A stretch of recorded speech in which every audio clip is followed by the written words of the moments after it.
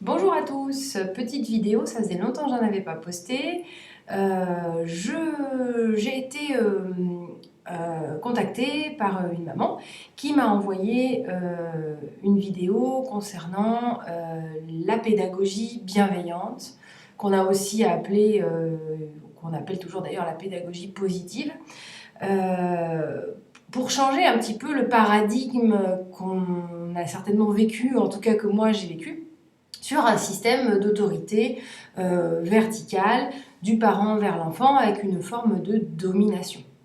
Alors aujourd'hui, la pédagogie positive a eu des effets, des impacts positifs dans cette compréhension qu'on ne pouvait plus soumettre l'enfant au desiderata du parent. Et cependant, ce que moi j'observe au cabinet, c'est une augmentation en fait d'enfants qui n'ont plus de repères, n'ont plus de limites. Et vont les chercher de plus en plus loin, c'est-à-dire et de plus en plus tôt, avec des enfants petits qui vont chercher les limites chez les parents, donc les limites d'autorité, les limites de sécurité, sur tous les plans, que ce soit à la maison et généralement ça se reproduit également à l'école si l'enseignant maintient plus ou moins le même système, c'est-à-dire vertical. Je dis ce que tu dois faire, je t'explique pas pourquoi, et c'est comme ça. Alors, il y a un juste milieu entre justement cette façon de faire qui est d'imposer sans explication et d'expliquer tout le temps. C'est toute la difficulté en fait. Et c'est là où les grandes théories en disant on doit faire comme ci, on doit faire comme ça, quand on a eu des enfants, on sait très très bien qu'il y a des moments où on s'adapte aussi à la situation parce que à chaque âge, il y a un comportement à adapter en tant que parent. Et de la même façon, si la fratrie, s'il n'y a qu'un enfant, ça va. Et s'il y en a plusieurs, c'est encore différent. Il va falloir aussi s'adapter non seulement à l'enfant, mais aussi à la systémie, au groupe. Donc les principes pour moi essentiels et les mots-clés, c'est cohérence en réalité, la cohérence parentale. Il ne s'agit pas de savoir si je fais bien tout le temps, mais il suffit simplement d'être cohérent. C'est-à-dire que si je dis non à quelque chose, je dois savoir pourquoi je le fais moi en tant qu'adulte. Je n'ai pas besoin de le justifier toujours à mon enfant, mais je peux lui dire c'est non parce que ça crée de l'insécurité, j'ai peur que tu te fasses mal. Et je parle bien de mon émotion et pas de celle de l'enfant ou une prévision de tu vas te faire mal. Hein, j'ai peur que tu te fasses mal. Voilà, quand tu montes sur la chaise et que tu te mets debout, j'ai peur que tu tombes. Et c'est pas la même chose que tu vas tomber. Ça, oui, c'est vrai que c'est dans notre discours, c'est important de modifier aussi la façon de nous exprimer. Donc cette cohérence, elle est si je dis non à l'enfant de ne pas monter sur la chaise et que je lui ai déjà expliqué pourquoi. D'abord, j'ai pas besoin de lui réexpliquer. Un enfant n'est pas stupide, hein, il a bien compris et assez vite en général. Ça, c'est important aussi, hein, de considérer qu'effectivement, ce sont des êtres intelligents, mais qui sont surtout dans une gestion émotionnelle et non pas dans une gestion rationnelle. Je viendrai après sur justement l'explication de comment demander à un enfant ce qu'il ressent. Donc, la cohérence. Si je dis non une fois, eh ben, c'est non tout le temps. Et ça peut être oui, mais dans un cas exceptionnel parce qu'on est dans un jeu ou dans une autre circonstance. Mais il faut bien à ce moment-là déterminer que c'est exceptionnel. Et j'ai envie de dire, il vaut mieux éviter parce que l'enfant ne va pas faire la différence entre l'exceptionnel et quelque chose qui ne va pas dans la norme où habituellement c'est non. Et si j'ai dit oui une fois, eh ben, il va vouloir y retourner, ce qui est tout à fait en fait normal. En tant qu'adulte, on fait la même chose. Donc ça, c'est très important. Et quand vous dites non, assurez-vous non seulement que vous savez pourquoi, c'est-à-dire pas un non gratuit parce que là, j'ai pas envie parce que tu m'as fatigué et que non, même si ça peut aussi, d'accord, mais à ce moment-là, c'est un non de là, tu vois, c'est pas ok pour moi parce que c'est trop, je suis fatiguée et j'ai besoin aussi de mon espace à moi, et ça c'est important en tant que parent, de montrer à l'enfant que vous aussi vous avez besoin d'espace, que lui ne peut pas être tout le temps à vous happer, comme à vous happer votre attention, etc. Pourquoi? Parce que l'enfant du coup n'apprend pas en fait à être autonome, il n'apprend pas lui aussi à avoir un temps, et on peut avoir un temps l'un à côté de l'autre, hein. C'est vraiment important. Alors l'un à côté de l'autre, ça veut dire moi sur mon livre, ou moi sur mon dessin, ou moi en train de faire la cuisine, et l'enfant en train de faire une activité qui est à côté, qui peut-être de temps en temps il va me dire maman regarde, bah, écoute oui je regarde, mais là je suis occupée, nous sommes ensemble mais chacun fait son activité, et ça s'enseigne depuis tout petit, parce que j'ai des parents qui me disent mais il sait pas jouer tout seul, mais est-ce que vous lui avez enseigné? Un enfant il sait pas jouer tout seul par nature, il n'a pas envie d'être tout seul, ça lui crée de l'insécurité, donc il va toujours chercher le contact, mais c'est en lui montrant qu'il peut être occupé et en s'éloignant physiquement régulièrement, en revenant, je te laisse dans ta chambre, tu fais ton dessin, je reviens dans 5 minutes, et 5 minutes plus tard je reviens.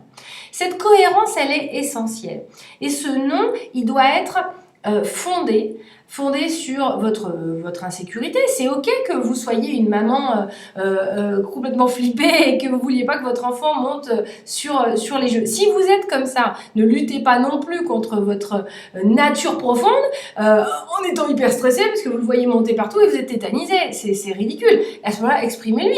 Écoute, là, je suis pas du tout sûre de ce qui se passe. Je reste à côté de toi, je te tiens la main, ou tu le fais avec papa parce qu'avec moi, c'est compliqué. Et c'est ok.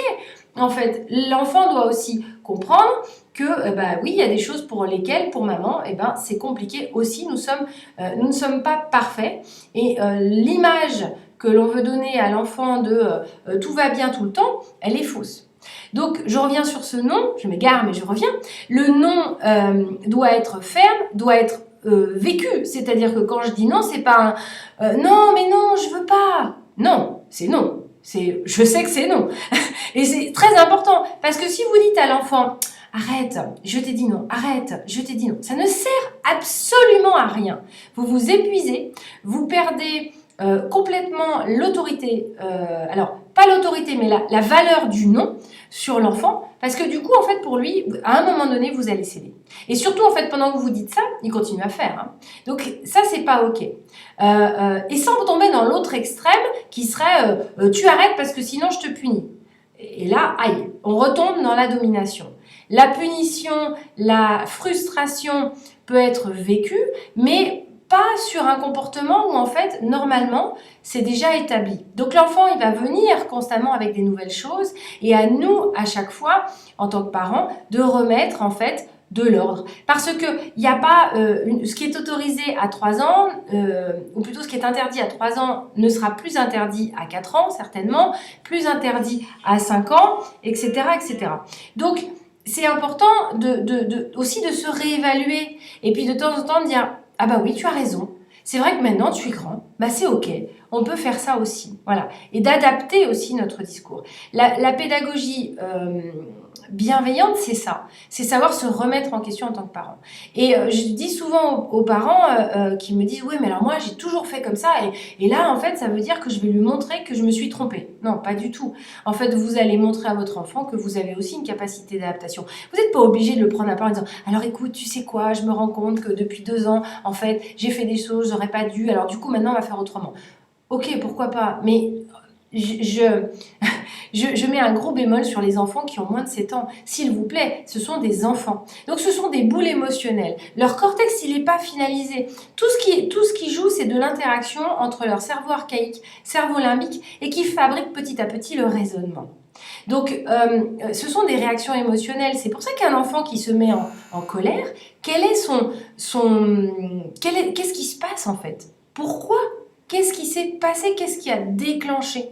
Et on se rend compte parfois en débriefant, quand je le fais avec les parents, que l'enfant, en fait, ça fait 20 minutes que son frère le titille, l'enquiquine, etc., qu'il a essayé de maintenir la posture, qu'il a essayé Et en fait, à un moment donné, il n'en peut plus. Et comme il n'en peut plus, eh bien, il part dans la colère. Et nous faisons exactement la même chose en tant qu'adultes. Alors, je prétends pas ici faire un cours sur comment faire. Je n'ai pas cette prétention-là. Je considère que toutes les théories sont bonnes, mais elles doivent être aussi adaptées à l'enfant. Et ce qui est important, vraiment, c'est ce principe de cohérence. Soyez cohérents.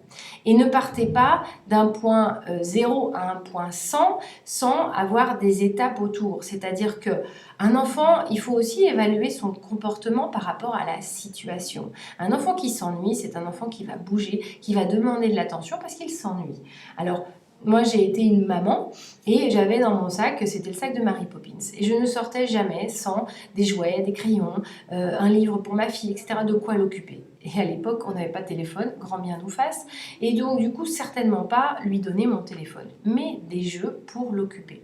Parce que l'enfant, à un moment donné, il a besoin de faire autre chose. Et je le vois en mon cabinet. D'ailleurs, c'est pour ça que quand je fais des séances, souvent, toute la partie anamnèse, questions, etc., je la fais en décalé, c'est-à-dire que les parents me remplissent un formulaire, je lis rapidement le formulaire et je passe et je donne mon attention à l'enfant. Parce que ce que je ne veux pas, c'est passer 20 minutes à poser des questions sur l'enfant alors qu'il est là, qu'il ne peut pas répondre à ces questions parce que lui ne sait pas comment s'est passée la grossesse de maman ou l'accouchement. Il en a peut-être une perception, mais en tout cas, il n'a pas les faits. Et il va s'ennuyer. Et donc, qu'est-ce qu'il va faire? Il va commencer à faire le bazar. Et si c'est un enfant qui est un peu bougeon, ça va énerver les parents. Alors que moi, bon, c'est ok, c'est dans mon cabinet. Donc, c'est moi qui mets les règles. Mais il n'est pas là pour ça. Donc, j'essaye d'être cohérente. Et la séance est pour l'enfant. Donc, je dirige mon attention vers lui. Donc, la cohérence, la justice. Soyez juste. Ne dites pas non ou n'imposez pas si ce n'est pas juste. Et attention à ne pas tomber dans l'autre extrême sur la fratrie. Si j'ai fait ça pour l'un, je dois faire ça pour l'autre. Pas forcément. C'est pas une obligation. Si Julie a besoin de chaussures, ça ne veut pas dire que je suis obligée d'acheter des chaussures à Nathalie parce que j'en ai acheté à Julie. Non. C'est pas une réalité. Et c'est pas, pour le coup, c'est pas équilibré. Parce qu'à un moment donné, en fait, vous n'allez plus pouvoir faire ça. Ça va devenir tellement énorme et l'enfant va tellement être dans cette attente que si vous faites pour l'un, eh ben vous ferez pour l'autre, que ça va jouer même dans la proportion d'amour. T'as donné plus de câlins, t'es resté plus longtemps, etc., etc. Et en fait, c'est important que l'enfant, en fait, ait juste une cohérence par rapport à ses besoins. Donc, dans le domaine de la fratrie, c'est encore plus compliqué. La justesse, et pas forcément la justice, mais la justesse est importante. Soyez juste. Et quand il se passe quelque chose ou que vous explosez parce que voilà, l'enfant est arrivé à un stade où on n'a pas anticipé, parce que normalement, en tant que parent, on essaye d'anticiper qu'il n'en arrive pas là, et que vous avez une explosion, c'est ok d'aller le voir une heure. Écoute, c'est pas correct ce que j'ai fait. J'aurais pas dû exploser, j'ai attendu. Voilà. Ne revenez pas sur le comportement de l'enfant en lui disant c'est de ta faute. Non, c'est vous qui vous êtes fâché. Donc, ça s'est produit, c'est terminé, on passe à autre chose. Et c'est pas la peine non plus de rentrer dans un... Vous pouvez lui dire je te demande pardon, c'est ok, mais je m'excuse, ou plutôt je te demande mes excuses, c'est beaucoup. Parce qu'à l'enfant, vous n'allez pas lui en demander autant, de toute façon. Quand il fait une bêtise, s'il revient en disant « Maman, je suis désolée », c'est ok. Voilà, on passe l'éponge, on passe à autre chose. Eh bien, nous, en tant que parents, ça doit être la même chose. Donc, cohérence et justesse. Parce que bienveillance, ça veut dire beaucoup de choses, mais parfois, derrière, ça veut surtout dire lâcher. Lâcher prise. Bienveillance, c'est je laisse mon enfant faire ce qu'il veut. Et non, en fait. Et le truc, c'est que c'est pas mauvais de laisser un enfant faire ce qu'il veut quand il a envie de jouer à telle ou telle activité, pourquoi pas. Mais ne pas lui mettre de limites, c'est le faire marcher sur un pont sans barrière.